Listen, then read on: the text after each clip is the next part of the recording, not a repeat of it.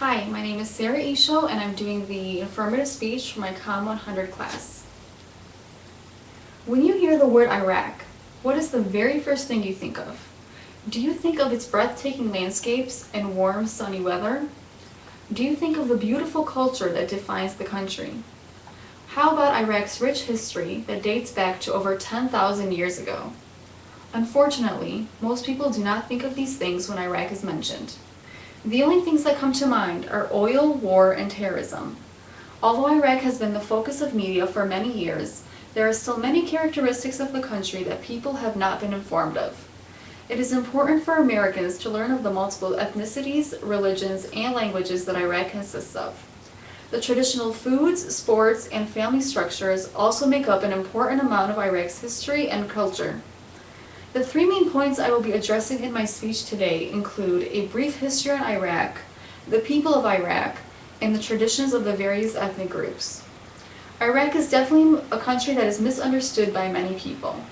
All over the world, it is assumed that oil and war are the only things that define this nation. However, this is a nation that is filled with many interesting facts and stories. One of the most remarkable things about Iraq is its rich ancient history. Surprisingly, Iraq was not always Iraq. Up until the end of World War I, Iraq was called Mesopotamia, which means land between rivers in Greek. Mesopotamia is believed to be the site where some of the earliest civilizations emerged. Approximately 4000 BC, the Sumerian civilization flourished in the region that is now called southern Iraq. This is the first known civilization in the world. Because of this, Iraq is also referred to as the cradle of civilization. This is where some of the most important human developments took place, such as the planting of the first crops. Another important part of Iraq's history includes the time that Iraq gained its independence. It was during World War I when Britain invaded Mesopotamia, took control, and made it a British mandate. Iraqis fought a tough war in trying to rebel against British forces. The British worked very hard to cut all access Iraq had to the Persian Gulf. They did this by creating a border across southern Iraq to form the nation of Kuwait. This is mainly the reason why Saddam Hussein tried to take over Kuwait when he was in power. He felt that a part of Iraq was stolen and needed to be returned. It was not until October 3rd of 1932 that Iraq finally became an independent country. Saddam Hussein did not come into power for another 47 years after that. Sadly enough, the Iraqi people suffered for a very long time under Hussein's rule. However, what is even more devastating is that they continue to suffer even after he is gone.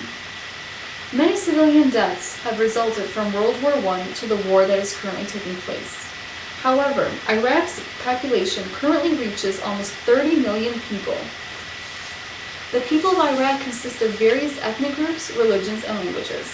The largest ethnic group in Iraq consists of 75 to 80% Arabs.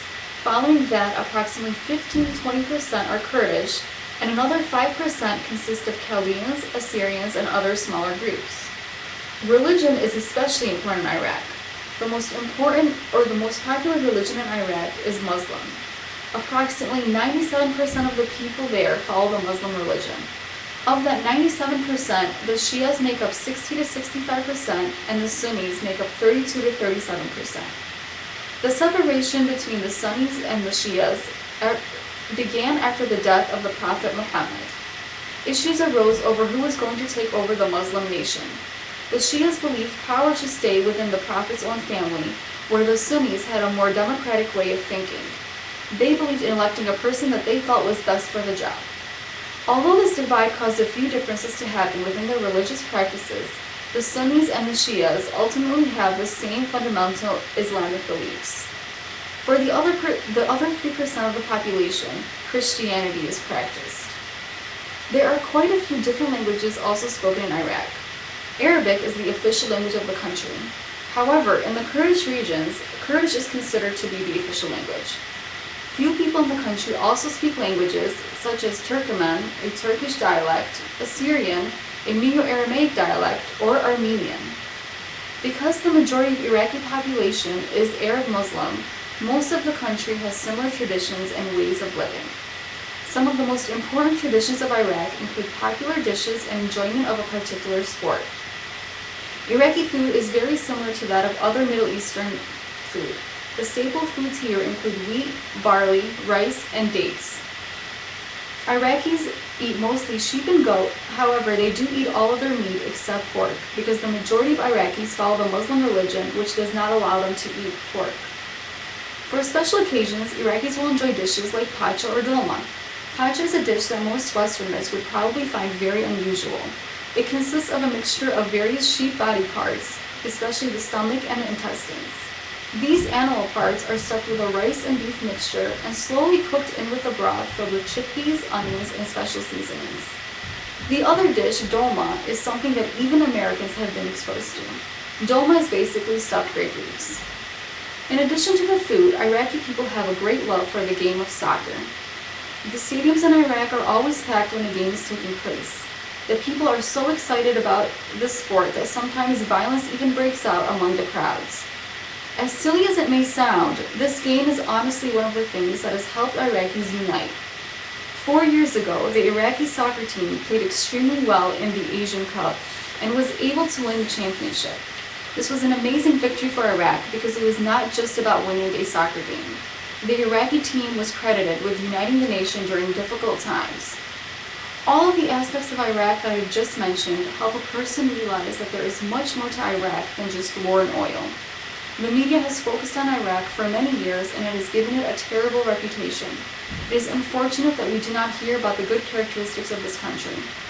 It is important for Americans as well as people all over the world to learn of the multiple ethnicities, religions, and languages that Iraq consists of. Iraq's history, culture, and traditions are also important aspects of this country and need to be presented to the rest of the world.